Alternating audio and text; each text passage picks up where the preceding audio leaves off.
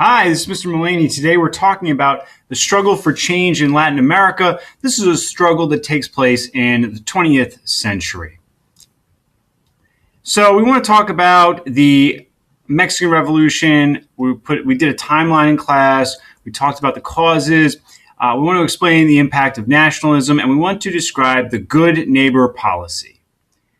Okay, so we talked about, as our warm-up, Stalin, because that's where we left it off yesterday. Stalin was the one who came to power in the 1920s, post-Lenin in Russia. He wins a power struggle. He isolates Trotsky. How did he impact Russia? There are umpteen ways: the fear, the terror, the purge, the mass killings, the collectivization of agriculture, the industrialization, the starting of the Iron Curtain, post-World War II and the Cold War. So he impacts Russia in many, many ways. But now we shift gears and we go to Latin America, primarily Mexico. All right, so we created the timeline, and in that we talk about Diaz. He was the dictator, and so you have a period of, say, 1910s, 1920s, where you have a lot of internal strife in Mexico. This is why the Zimmerman note was so preposterous, because Mexico was in no position to join Germany in a war against the United States. It was figuring out a lot of stuff and having internal strife. So you had a dictator, Porfirio Diaz. People were not happy with him. And Maderno, a liberal reformer, is able to take power. On his way out, as he's leaving to go to exile, Diaz says, "Good luck, good luck keeping this under control." And Diaz wound up being somewhat prophetic, as a couple of years later, Maderno was murdered.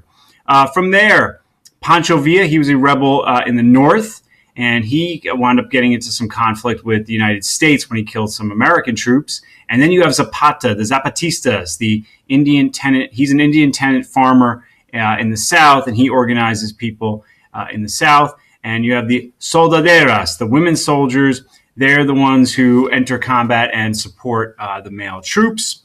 By 17, you get a new president, Carranza. He reluctantly agrees to a new constitution, most of which still in place today with some amendments. And they set a minimum wage. They take land. The government takes land back from the church. You have more women's rights, however, not suffrage yet. And then the PRI forms in 29, and they are the dominant political party in Mexico to this day.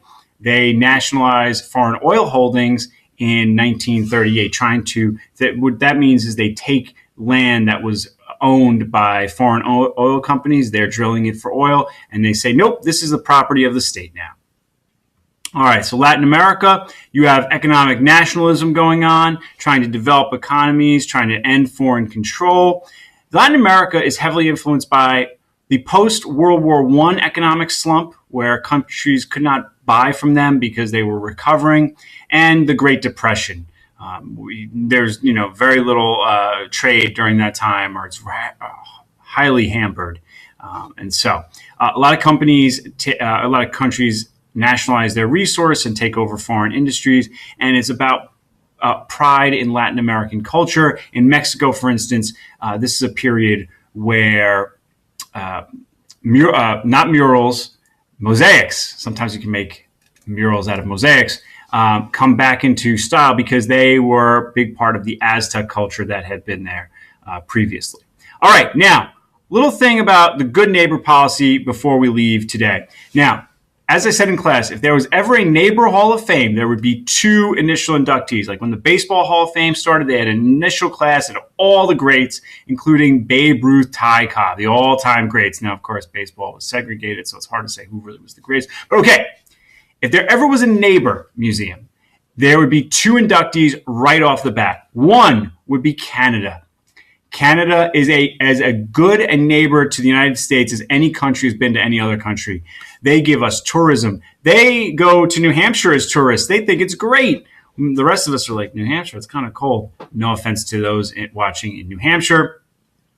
They give us tourism. They are friendly. They have no military intentions toward us. And we give them a bunch of pollution. And they are the best neighbor. And the second initial inductee would be, of course, the legend, the never, ever duplicated Fred Rogers, Mr. Rogers, Mr. Rogers, possibly the best TV show ever. Now, before we get to the good neighbor policy, because unfortunately the United States was not such a good neighbor like Canada and Mr. Rogers to its Latin American neighbors in the early 1900s, I want to do one thing real quick. Hold on. Just fast forward till you see me again. So there's a guy who makes lesson recap videos named Tom Ritchie, and he had a video with his cat, or excuse me, with his dog, and I said, I'm going to have one with my cat. This is Micky the cat right here. I have two great bosses, Miss Davis at the middle school and Dr. Rittenhouse at the high school, but the real boss of me is this man right here. I'm wrapped around Micky's paw, and he knows that. He really is my boss. So I just wanted him to make a cameo so that I could say that much like Tom Ritchie, I had a cat, or excuse me, a pet in my videos. So that was just a little selfish aside on my part. Okay. From there, the good neighbor policy. So, United States, 1920s, 1900s, early 1900s, late 1800s, imperialism, intervention in Latin America, the Panama Canal. Basically, we put Panama up to rebelling against Colombia because Colombia wouldn't give us a good deal on the Panama Canal. Panama breaks off, we support it, and then they give us a good deal on the Panama Canal. Also Cuba. So in 1898, Spanish-American War. Very hard to remember because one, we don't think of ourselves as being hostile to Spain, and two, it's a war between Spain and the United States where there are no battles in Spain nor the United States. Anyway, one consequence is that we kick Spain out of Cuba, and that was one of the justifications for the war was let's free Cuba from Spain. However, the Platt Amendment, passed in Congress a few years later, says, yeah, Cuba, you're not really going to be let out on your own. We're going to kind of dominate you. And so what happens is FDR in the 30s says we're now going to be good neighbors, and the Platt Amendment is rescinded. And some other things are done, such as taking troops out of Haiti and Nicaragua. And I'm sure we would never, ever do that and intervene in Latin America again. Sarcasm. All right, lastly, you want to think about world events and economies. How does that affect Latin American nations in the 20s and 30s? So that's Latin American struggles in the early 1900s. Thank you for watching me and my cat and Mr. Rogers and Cat.